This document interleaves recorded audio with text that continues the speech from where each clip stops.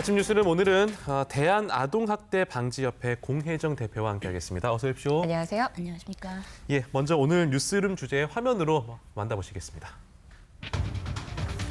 경기도의 한 어린이집에서 또래 아동 간 성폭행 의혹으로 일파만파 확산된 일명 성남 어린이집 성폭행 사건. 가해 아동의 나이는 형사처벌이 불가능한 만 5세. 피해 아동 부모가 올린 국민청원과 온라인 커뮤니티 글에 가해 아동 부모의 명예훼손 협박 사실까지 더해져 네티즌이 공분했습니다. 너무나 큰 충격이죠. 어린이집을 보낼 때는 믿고 보내는데 이런 일이 자꾸 나오니까 많이 걱정이 돼요. 되게 안타까웠어요. 아기가 되게 어린데 이렇게 당하고도 피해자 부모님이 막 사과하시고 이러는 게 조금 안타까웠어요. 이 사건과 관련해서 박능후 보건복지부 장관이 한 발언이 또다시 어린아이가 논란이 성장 됐습니다. 중에 이제 그런 성적인 부분에 대해서 관심을 가지고 흥미를 끌 수는 있어요. 그거를 장관이 자연스러운 거다라고 치부를 하는 거는 어떻게 보면 너무 안일하게 생각하고 너무 쉽게 생각하는 것 같아요. 이런 문제에 대해서. 좀처럼 사그라지지 않는 논란 속 신상털이와 어른들의 2차 가해까지 성남 어린이집 사건의 종착점은 어디일까요? 예, 성남 어린이집 사건 최근에 뉴스에서 많은 분들이 접해 보셨을 텐데 실제로 정확한 내용을 모르는 분들도 계실 것 같습니다. 대표님, 이게 지금 사실관계가 아직 명확하게 밝혀지지 않았기 때문에 저희가 뭐라고 확정을 지을 수는 없겠지만 어떻게 된 일인지 자초지종을 좀 들어봐야 될 것 같습니다. 예, 지난주에 이제 피해를 당한 어머님이 이제 인터넷 카페하고 국민청원을 이제 올리면서 이 사건이 알려지기 시작했는데요. 네. 이제 성남시에 있는 국공립 어린이집에 다니는 여아가 또래 남자 아이로부터 이제 뭐 어린이집이나 그 자전거 보관소 등지 이런 곳에서 네. 어떤 그 성적인 어떤 가해 행위를 당했다고 예. 해서 이제 알려지게 됐는데요. 네. 이 피해 아동의 주장에 따르면 이제 그 아이가 지난 11월에 깜깜한 자전거 보관소에서 네. 바지를 올리면서 네. 나오는 걸 보게 되면서 이제 이게 알게 됐는데 네. 아이와 얘기를 하다 보니까 같은 날에도 똑같은 피해를 당했고 이제 CCTV를 확인해 보니까 네. 어린이집 책장 뒤라든지 예. 이런 곳에서 이제 다른 아이들이 망을 보고 있고 네. 이제 가해 아동이 어떤 성적인 가해 행위를 하고 선생님이나 엄마한테 이르지 말라라고까지 얘기를 했다고 하더라고요. 네. 그래서 이 사실을 이제 CCTV를 통해서 확인한 그 이제 피해 부모님들이 이제 망을 보던 이 아이들의 부모님들한테는 사과를 받았다고 해요. 네. 그리고 이제 가해 부모님도 일정 부분은 인정을 했었습니다. 그렇군요. 산부인과에서 진단을 받았던 건가요?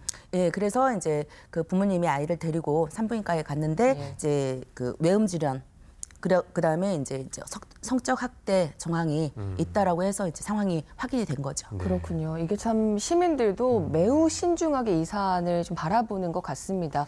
참 듣기만 해도 너무나 가슴 아픈 일이기도 한데요. 그런데 이런 상황에서 박능후 보건복지부 장관이 좀 단정하는 듯한 말을 했잖아요. 이게 아이의 발달 과정에서 자연스러운 일이다.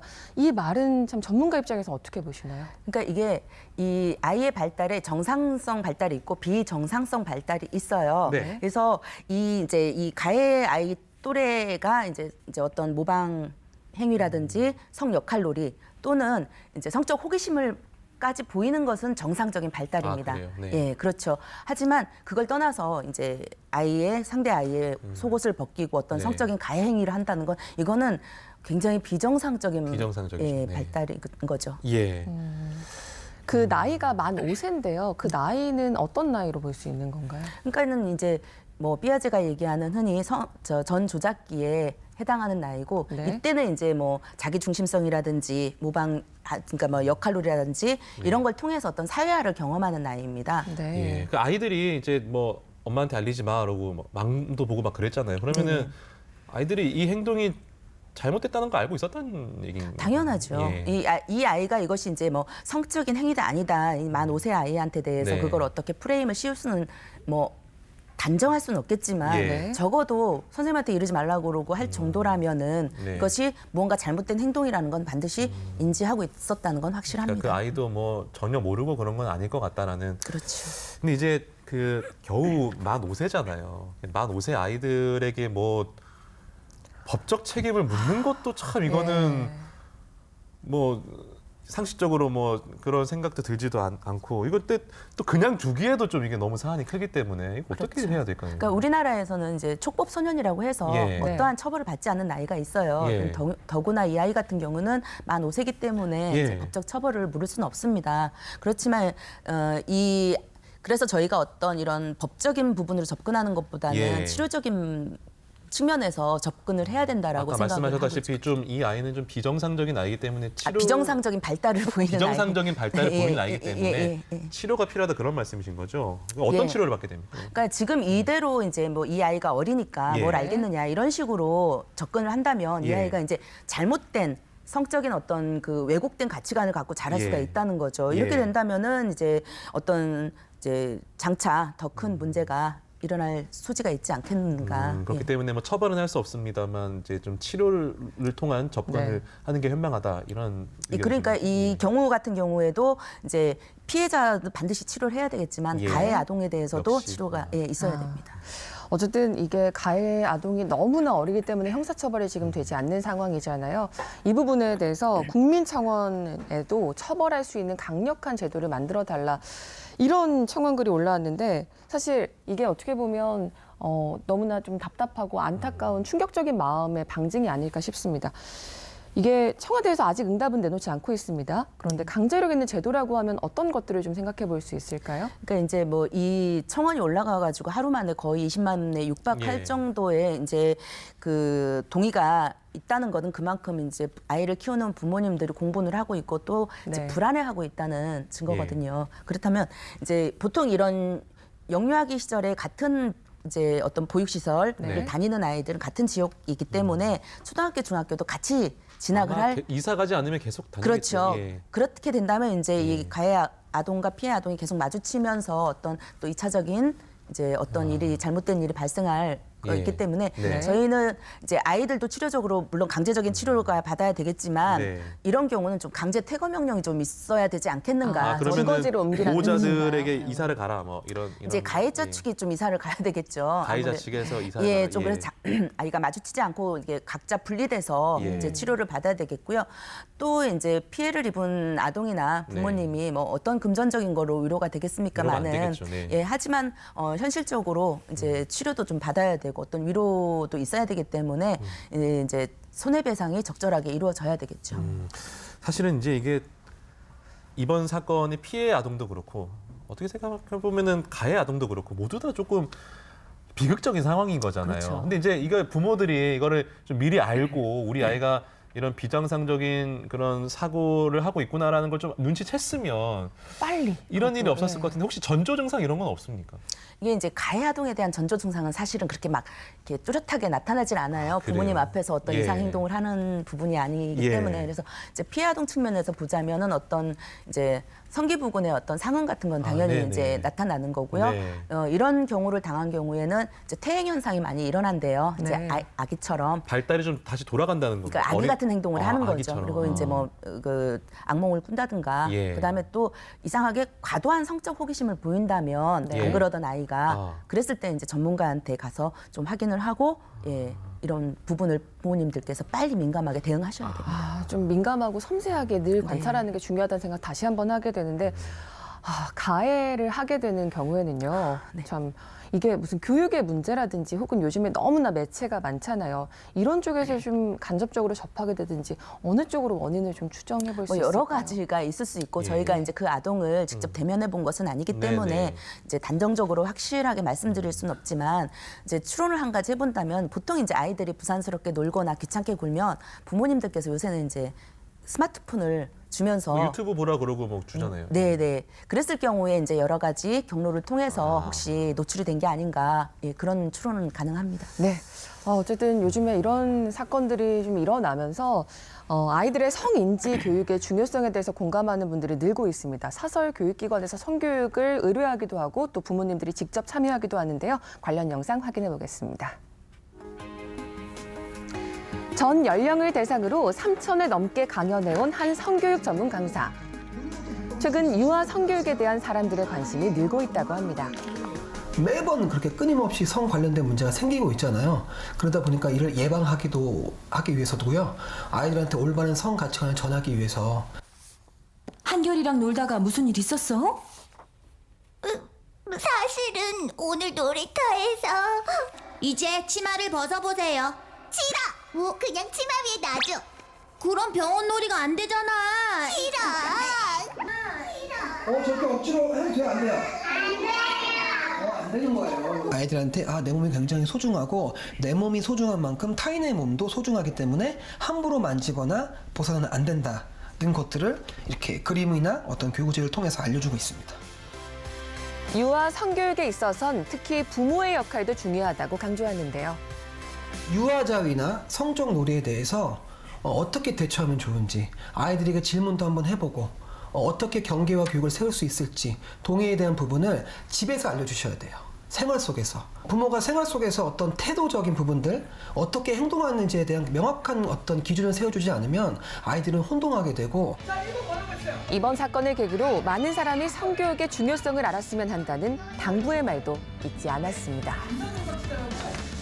성교육도 저는요, 국어, 영어, 수학처럼 아이들의 인생을 잘하는데 너무너무 중요하잖아요. 필수화해야 된다고 봅니다. 근데 그건 가정에서만 하는 것도 아니고 학교에서만 하면 안 돼요.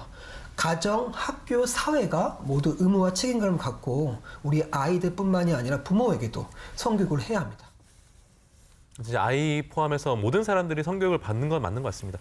요즘에 그 어린이집 교사들 그리고 아이들한테 의무적으로 성교육을 하고 있잖아요. 예, 그렇습니다. 예, 성폭력 예방 교육이 이루어지고 있는데 저희들이 봤을 때 이제 이게 아주 실효성 있게 네. 이게 제대로 되고 있는가 물론 네. 다 그 현장에서 열심히 하시겠지만 네. 그 이제 VCR에서도 보셨다시피 이것이 어느 한 곳에서만 이루어지는 게 아니라 전체적으로 같이 통합적으로 이루어져야 되는데요. 네. 저기 하나 덧붙이자면 네. 이제 보통은 이렇게 만지면 안 돼 이렇게 가해자 측면에서 교육이 이루어지는 경우가 되게 많아요. 네, 네. 내 몸도 소중하니까 뭐 타인의 몸도 또 만지지 소중하다. 마. 이게 예. 이제 가해자 측면인 거거든요. 네, 네. 그리고 이제 피해자 측면에서는 안 돼 하고 이제 거절을 하라고 하는데 네. 사실 네. 이게 이제 아동 간에는 그게 해당이 되는데 이게 이제 몹쓸 어른을 만났을 때 싫어요. 만지지 마세요. 이게 과연 통할 수가 있겠는가? 네. 예, 아주 이제 나쁜 마음을 먹고 있는 사람한테. 예, 예. 그래서 저희는 이제 피해자 측면에서의 적극적인 교육도 조금 필요하다. 근데 이 아이들이 어떤 이런 성적인 피해라든지 성적인 폭력을 당했을 때 부모님들한테 쉽사리 얘기를 못하는 경우가 굉장히 많습니다. 네. 예, 그래서 이제 늦게 발견하는 경우가 많거든요. 네, 네. 그랬을 때 이 가정에서 생활 속에서 이런 만약에 그러한 일을 당하면 네. 네가 잘못한 게 아니야. 그리고 그건 부끄러운 게 아니야. 그리고 엄마 아빠는 힘이 세기 때문에 너를 지켜줄 수가 있어. 그러니까 무서워하지 마. 네. 라고 해서 아이가 이걸 그 부모님들한테 편하게 얘기할 수 있는 네. 그러니까 평상시에 네. 우리 부모님이 나를 지켜줄 수 있구나. 그리고 그런 일을 당하는 건 내 잘못이 아니구나라는 피해자 측면에서의 적극적인 교육도 좀 필요합니다. 그러니까 지금 현재 그 성교육들은 주로 이제 가해자 중심의 이렇게 하지 마.